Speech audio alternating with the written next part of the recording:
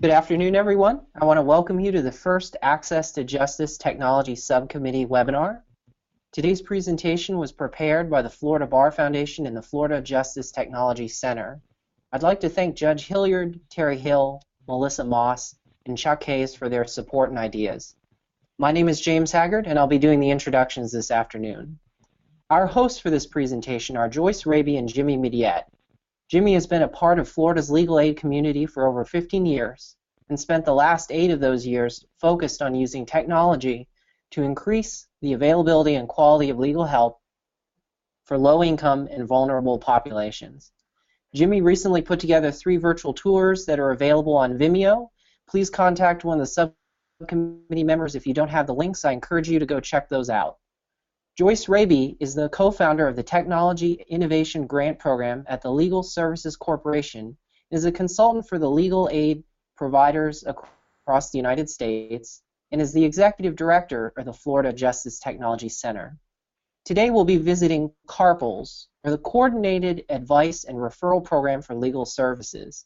Using a unique legal triage system, CARPLS attorneys resolve over 85% of all cases in-house by providing advice, information, and brief services, including the preparation and review of legal documents. Our guest presenter this afternoon is Al Schwartz, the Executive Director. Without further ado, I'd like everyone to welcome Al. Thanks, James, and thanks to Joyce and the committee for hosting me this afternoon.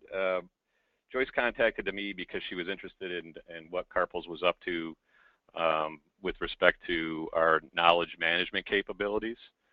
So what I'm going to do, we've been working on knowledge management now for almost 8 years.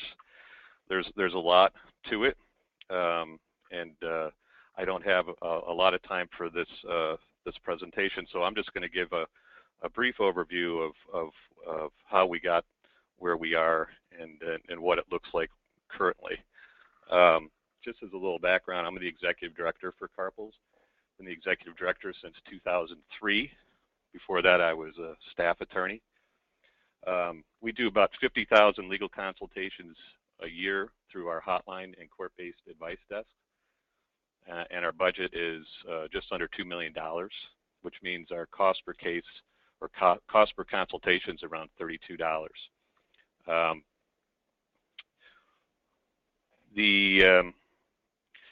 CARPLS has been around for 20 years as a hotline. We started using knowledge management against very early. I'm going to show you a example of the knowledge management 1.0, something maybe you all are familiar with. This was a practice manual that was at each attorney's desk, and that we attempted to update on a regular basis. But as you can see, this type of system can get out of control fairly quickly. Maintaining it was very difficult. So right around 2007, 2008, we decided that we wanted to go in another direction, and we developed the next generation of knowledge management. We'll call it knowledge management 2.0. And basically what we did at that time is we began to catalog all of the legal issues that the hotline gets, and we developed managed responses to those individual legal issues, so that now when an attorney gets a call, they're looking for an existing issue in the system.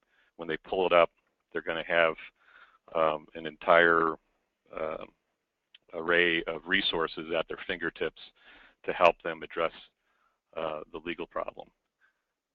The original system, which we developed in 2008, was what we call an engineered knowledge. So basically what it was is it was more of a top-down knowledge creation process, where the supervising attorneys, the content managers in each of our practice areas, were responsible for identifying the legal issues and then developing the managed response around those legal issues. The next generation of knowledge management, the one that we have just recently switched to, is based on a knowledge center support practice, and it's much more of a ground-up practice that allows the staff to identify legal issues and then develop content around those legal issues. So I'm going to show you what you should see, what everybody should see on their screen is a case view of an open case in our current case management software. Right here is all the case information you can go up and down on, and then over here in this side panel is our knowledge resources. So this case has already been created, and we've identified the legal issue as a tenant with a conditions problem, building security. So once the attorney does that, what they're going to get over here in the knowledge library is a variety of resources. The first is recommended advice and a summary of the law, which is right here, along with some options and recommendations for how to proceed. We also have publications, which include both self-help publications and general information publications. These are automated documents that we can produce on the fly for clients when these types of resources apply. We also have a list of available referrals. If the referral is appropriate, the system basically filters down using the subject and a bunch of other factors on the case and client record to determine which referrals are appropriate.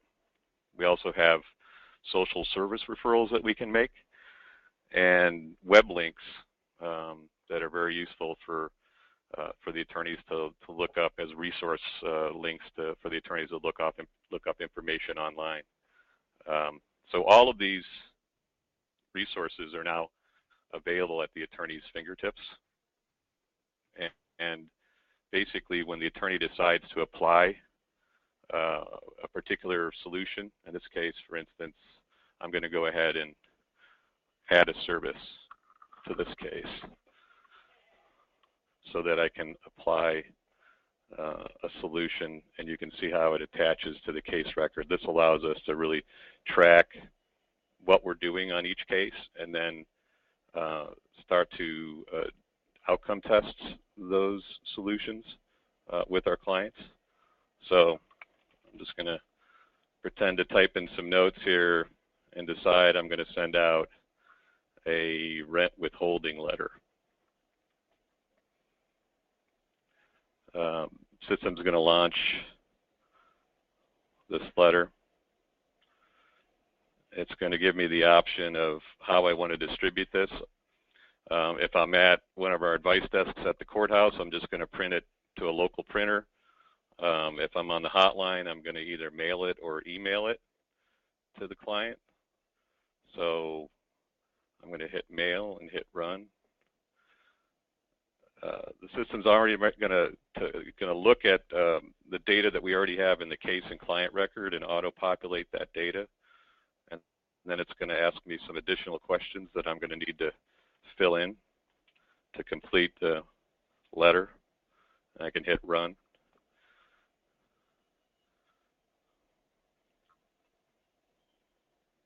And it's going to combine everything. It gives me a chance to look at this before I send it. So I'm just going to click on this letter, and here's my letter. It's not completely filled in because I didn't take the time to fill in all the fields, but you get the idea of what the letter looks like. And then I hit continue, and it'll finalize it and send it to the printer to be printed and mailed. So one of the things that's going to do too is it's going to tell us what solution we used with respect to this case. We have client surveys that we've tied to each of these solutions so that about 6 to 8 weeks from now, the client is going to get an automated email survey that asks them about what happened with their case, and that information will be folded back into the system, and it helps us really track which of our solutions are having the impact that we want them to. That's a big thing with knowledge, essentially, is before we did this, when somebody called the hotline with a particular issue, they might get 6 different responses from 6 different attorneys. So it was very difficult for us to really track, what strategies we were using, and then to determine which strategies were the most effective. So this system basically, allows us to make recommendations to begin with about the strategies that we'd like to see deployed, and then it allows us to track the use of those strategies against actual client cases. And in many cases, what happens is we learn that certain strategies aren't having the impact that we want. So we'll have to drill down into figuring out why that is. Is it because the self-help packet was too confusing, or was there some problem with the strategy itself? Perhaps maybe the judges at the courthouse are not recognizing the strategy in a way that we'd like them to. But it's the beginning of a process that allows us to figure out whether we want to pull that solution, or is there some way to improve it. What you'll see here is, here's the letter I just added, so it's got a copy of the letter that we sent. You'll also see that we have some survey results in here, a client satisfaction survey that was done earlier. This is something that fires right after the consultation, which is really focused on asking the client, what their level of satisfaction was with the initial consultation. The outcome surveys fire later, and they do that automatically, but they'll also load into the case file. I can also apply a legal referral if I decided that was the more appropriate solution here. That there's a legal aid referral that's available, and they provide a higher level of service. I have a lot of detailed information here about the each legal referral that allows us to make pretty accurate referrals, and I can select that. Again, that resource gets added to the case. Again, we track that resource, find out what happened with the referral, whether it was successful or not, and that helps us tweak the referral process to make it more accurate. Social service referrals and web links work the same way. So anyway, this is the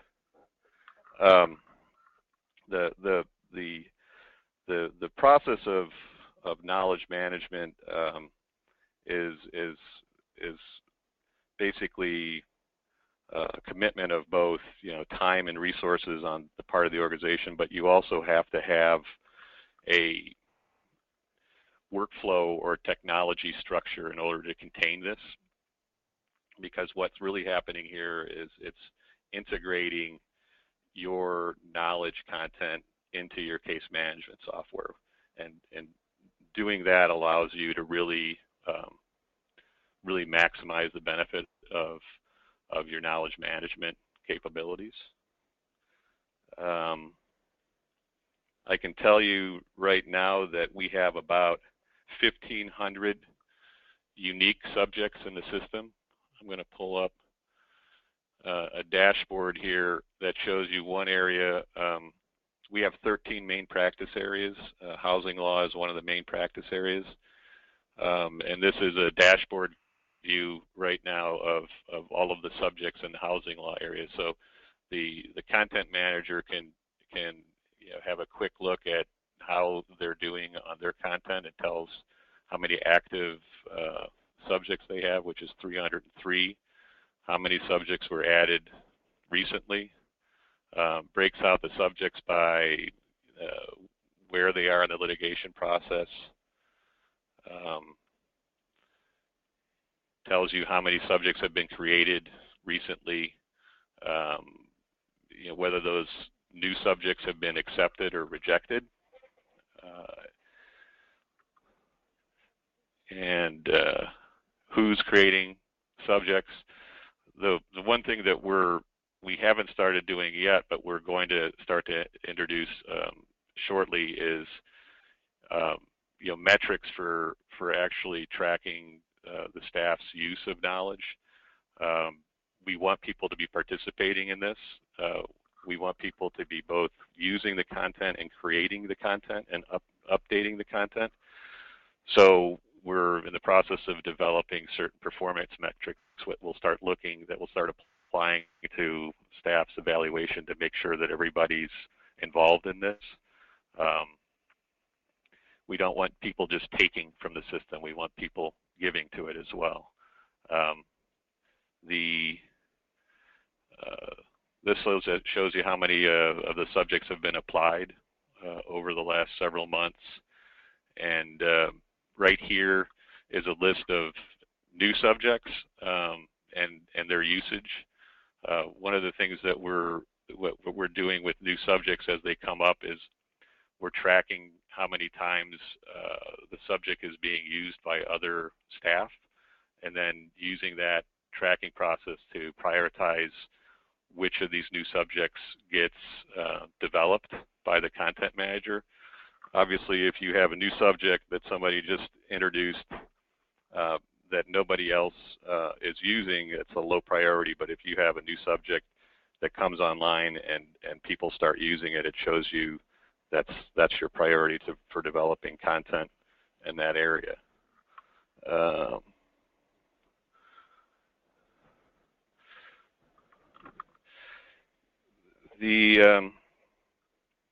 Let me just show you. I have one more thing here. Knowledge-centered support is the practice that we're currently following. It's a practice that has been developed over about 20 years by a nonprofit entity called the Consortium for Service Innovation. And basically, the principle behind this particular knowledge practice is that knowledge is the byproduct of solving problems, and they have a double loop, which we're trying to follow what we do, which is, so they have the solve loop, which is where the issues come in and they're identified, and the staff develops an initial response. And then there's the evolve loop, which is how the continued use of that content helps you to kind of improve your strategies that you're using, and make sure that the strategies that you're using are actually having the desired impact on the clients that you'd like. This is a real brief summary of the way they look at knowledge, which we agree with. Basically, knowledge is a journey, not a destination. This is something that's always changing. We never stop learning, never 100% complete or accurate, validated through use, experience, and interaction. So in CARPLS context, our solve loop is identify the legal need, apply a solution, reuse, process and integrate, assess outcomes, learn and improve. And basically what this has helped us do is solve cases faster, improve time to resolution, and increase the first contact resolution, so the number of times that we're actually resolving the case on the first consultation is up. Match the level of representation to the need.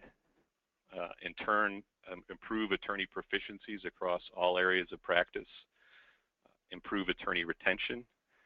Maximize volunteer contributions, and standardize service response across all users.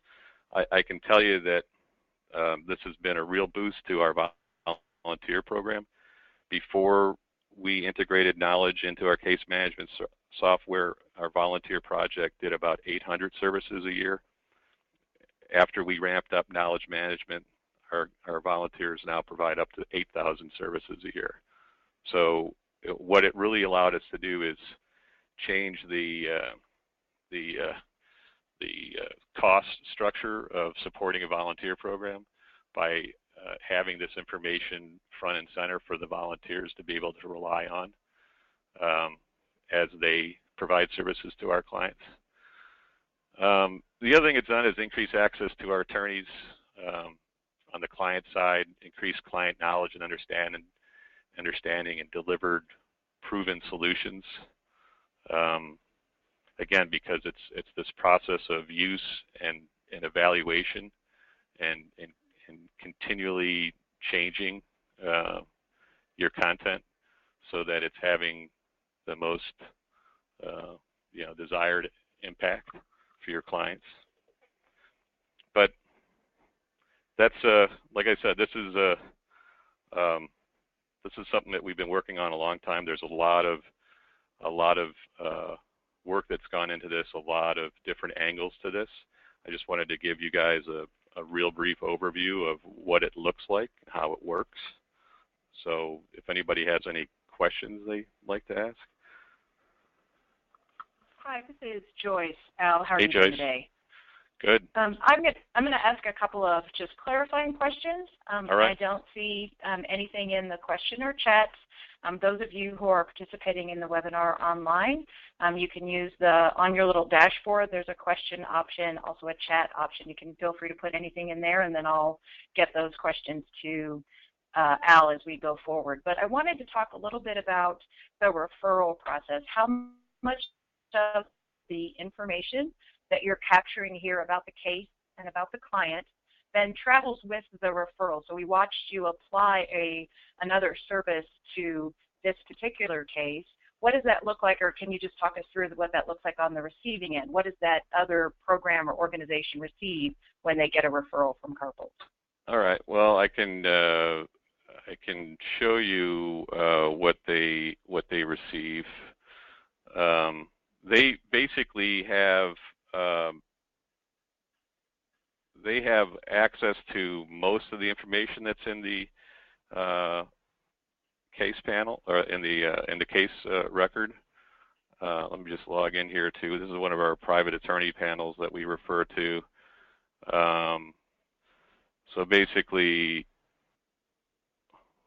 this is the homepage for a referral partner. And they have pending referrals, and then they have a history of the referrals that they've accepted and rejected and so forth. But if I click on this, it's going to show me basically client information, party information. The case information and service information is collapsed. We want folks to do their own conflicts before getting into the specifics of the case. So you can access that by just simply opening up those areas and seeing the actual case information on a case. And then essentially the panel member can either accept or reject the case. If it gets rejected, it bounces back to us for follow-up. And that might involve another referral. If there are no other referrals, then we know that the buck is stopping on our desk. So we will attempt to provide whatever solution we can at that point. Terrific. So I had one other follow-up question. This is Joyce again. In terms of your volunteers, since we're looking at you do a referral to a private attorney panel, are they distributed throughout the city? Do they just log in over the internet to this system? They have an account, they have a username. Can you talk a little bit about what the experience feels like as a volunteer coming into the system? They can be in their office, they can be at home. Like, how does that part work? Yeah, well, all of our referrals go through. We don't have referrals that go to just directly to volunteers. They go through programs that are managing volunteers, essentially. a couple of our private attorney panels, actually, where we make referrals for low bono types of cases, are direct referrals. But it can be, it's basically set up, it can be set up in a number of different ways, and to be honest with you, this is an area that we're still experimenting with, because not everybody currently is participating in the electronic referral process. But you can set it up so that it's a round robin, where you make referrals and maybe there's several panel members on a particular panel, and so the referrals go in order to each of the panel members, and so it gives everybody a chance. The other way is just to make a referral to the panel, and whoever is the first to respond is the one that gets the case. There's pros and cons to each method. We like the one where you just post it to everybody, because that ensures that you're going to get a really quick response back to the client. If the round robin types of referral mechanisms end up delaying a decision, because if the first person doesn't take it and it goes to another person, and then so on and so forth, it could be several days before you actually have a decision about whether anybody on the panel is going to take it, and that means the client's sitting there waiting to find out what's going on. So right. It can be set up a bunch of different ways, and to be honest with you, we really haven't settled on what's the best way at this point. We're working with our partners to kind of figure that out. Okay, thank you. The other question I had, I'm looking at the resource library there on the right-hand side of your screen, and I noticed when you were pulling up information about the case and adding in, the resource library not only had documents, but it also had some document assembly stuff. It looks like there were a couple of options.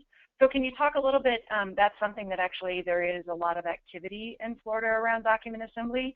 So do any of these specific document assemblies, are they available through the Illinois Legal Aid Online websites directly to perhaps self-represented litigants or folks proceeding pro se, or are these a separate document assembly system? Is there any integration, I guess I'm trying to get to, in terms of how those specific aspects of your resource library get created?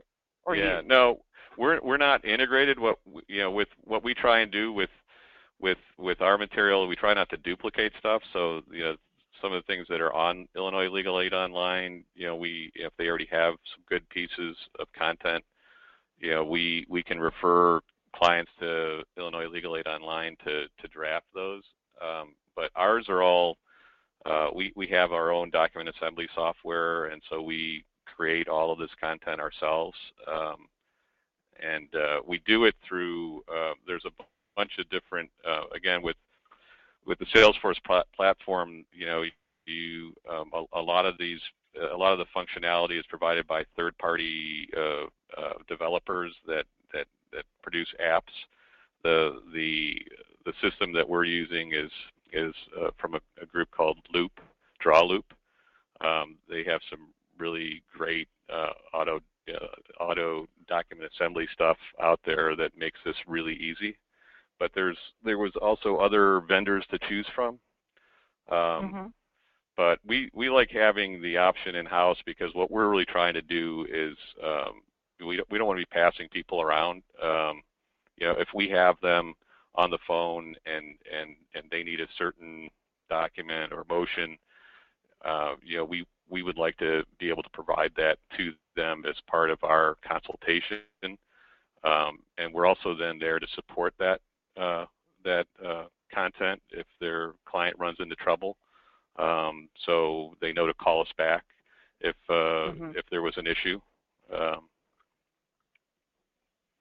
But that is an issue. It's like, it's how and when to collaborate with existing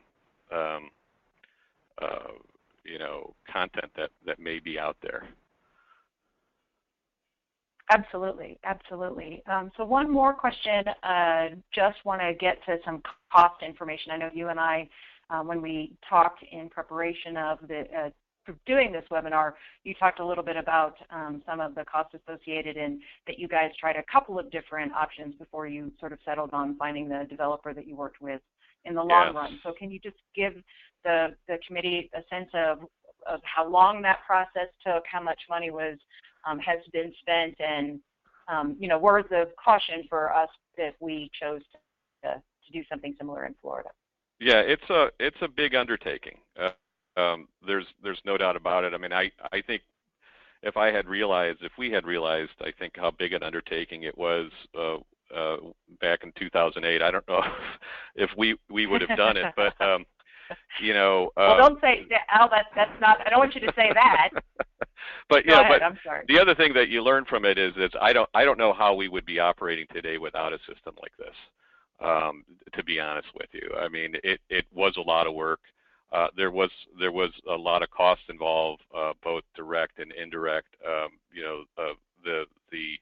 The software part of it was expensive. I think the first go around we spent $100,000 on our old system to upgrade our old system just to be able to contain this kind of knowledge structure. And then when we moved to Salesforce, we had to basically recreate the entire system on Salesforce. And I think, as I told you, we made some early mistakes. It's very important that you find the right developer, because we didn't on the first go around, and it cost us some money. But it also, I think, gave us a real valuable experience that helped us come to a much better solution the second go around. So the second go around, basically what it cost for us to develop this whole system on Salesforce was about $150,000, not taking into account the lost time and money from the original development work. But again, it's money well spent. A system like Salesforce gives you a ton of upside because it's really a platform, a unified platform. It's very much like a Apple or Google, where you once you get on the platform, you can continue to add functionality by just going to the App Store, where they have all these different developers developing neat little apps that you can help you in all kinds of different ways, and it's just a matter of plugging in and playing those apps into your system. So you can start out with a basic system. To get back to your cost point, you can start out small and add to it as you go along. And there's several benefits to doing that. Not only is it a benefit to just as far as managing the project, managing the cost of the project, but also you got to take into consideration what your users are going to be able to absorb over the short term and the long term. When we launched this system, we launched a pared down version of it just because we were concerned about how much our staff was going to be able to absorb of all the different functionality. So what we did is it was launched fairly basic system, and then we've continued to add pieces along the way as the staff have gotten more comfortable using the system. We'll add functionality. So that's a good way to go too. And it also happens to be a way of kind of controlling the cost and time involved in kind of developing a system like this. Absolutely. So I know you said you started really in 2008. We're now in 2015. Can you break? I mean, that's a long development cycle. Can you break some of those years down into, this is how much time we spent doing the first iteration that we subsequently didn't use, and this is about how long we've done sort of the second iteration launching to the fairly basic version, and then we've over the last. I mean, I'm guessing there's probably a period then from second iteration that has just been this process of adding functionality through the development or selection of apps as you go forward. But just those three basic areas, it'd be kind of nice to have a sense of what how that time was. you know, on the software side, it probably took, or the workflow side, it probably took 2 years to perfect how to integrate this knowledge content into your case management system, and then to develop that with the software developers. The first go around, it probably took 2 years for us to get that working right. And then once that was in place, this other massive effort was underway, which was this idea of cataloging the legal issues that we received. And as I indicated, you know, the first go around was really what they call an engineered knowledge, where what the knowledge was really, the whole process was really dictated by a few people at the top.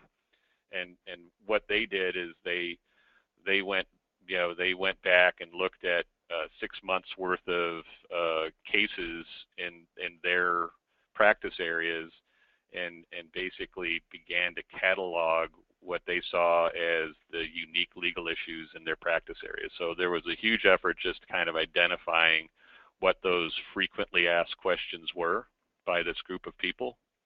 And so that was the big hurdle, and that's not an easy thing to do, because you know, what you're trying to get down to is a unique issue that can't be split into a bunch of different issues. And one of the things that we use to basically guide that effort is that, you know, we basically determined that if a legal issue invoked different law, so basically here in your contents, your practice area, if the law was different, or if the set of solutions that applied were different, then that made it a unique legal issue. So it was one of the kind of guiding principles of just kind of drilling down into each legal issue. And once we categorized those issues, then the process began of developing a managed response for those issues, and that probably took several years as well. So now we're into 2010. By the time 2011, by the time we're really filling out our knowledge content. And then the second go around, probably another 2-year incubation period to recreate the entire system on a whole nother platform, which was Salesforce. But this time around, the challenge with respect to developing the content is much different, because now what we've done is we've shifted that responsibility, or some of that responsibility, to the staff attorneys themselves. And so that really kind of changed the dynamic of how you identify new issues and how you develop content around those issues. We're still working out the dynamics of all that. You know, because you're doing this now on the fly. You're basically identifying issues as they present themselves, and you want to have the staff level attorneys involved in you know, developing solutions for those issues and capturing those solutions in your knowledge content. But you also need to have some fairly strict oversight by the content providers at the top to make sure that we're not duplicating issues, or that, you know, that the solutions we're providing are the ones that we really want to be providing. So now it's more of a kind of an oversight of the process as the knowledge is happening. I think that anytime, I mean, I've thought about this a lot. I think that, you know, certainly the evolution to the knowledge is a byproduct of solving problems and letting the frontline staff actually participate in creating knowledge is certainly where you want to go. But I think when you're starting out, I think the idea of engineered knowledge, where you're identifying some of your most frequently asked questions first and developing responses to those, is probably the best way to start, because it allows you to cover, you know, the frequently asked questions, so that you wouldn't necessarily get overwhelmed if you just started launching a system from scratch and just let people start to add issues as they came in. If you don't have that context of other issues that are already in there, it could become like a free-for-all where people are basing, adding all kinds of new subjects that are really duplicates of other subjects, I think it would be hard to manage. So this is a process. I think it's probably going to take us another couple of years to figure out what the best balance is between getting that engagement from the staff level attorneys and then having the proper supervision from the content managers. Okay, well, thank you. It's very helpful, Al. I am going to remind the attendees, those of you who have joined us on the webinar and are participating via your laptop, there are two ways to give me a question. If you have one for Al, if you look at your little dashboard off to the right-hand side, there's a question box as well as a chat box. You can simply put a question in there, and then I'll see it on my laptop and make sure that Al has an opportunity to respond. I do have one last question. This will be it. If we don't see anything else coming across from our other participants. You've talked a lot about your case management system, and just want to know, Salesforce is not your case management system. Can you talk a little bit about the relationship between those two pieces of software and what your case management system is? No, it is our case management system. Okay. So I wanted to be clear. We built the case management system on the Salesforce platform. Salesforce, actually, the reason we picked Salesforce is because they actually have a knowledge functionality built into their platform, and it's actually Knowledge Center Support certified. So it follows the workflow of the Knowledge Center Support knowledge management practices, and so that's why we really picked it, because it had that software baked into it to begin with. So it's like available right out of the box. Excellent. Okay. I still don't see any questions. I am going to open it up. I don't know if Jimmy has any questions, or I think we might call it good. I want to be respectful about time. I really do appreciate you doing this, Al, and we reserve the right to ask you again. Yes, definitely. I mean, again, there's a lot of, I was trying to cover as many points as I could, but there's, it's been a very lengthy journey, and we've learned a bunch of things. So I'd be more than willing to share what I've learned if anybody's interested in going in this direction. Okay. Well, then I think that is the official end of our presentation today. Anyone on the webinar who wants to submit a question to me directly to follow up with Al, I'd be more than happy to do that. And thank you again, Al. I know everyone here on the tech subcommittee to the Access to Justice Commission in Florida is excited to get a chance to see some of the really exciting stuff happening around the country. And so thank you for your time, and thank you, James, for helping us present this material today. And I think we can end it there, Jimmy. All right. Well, thanks, everyone.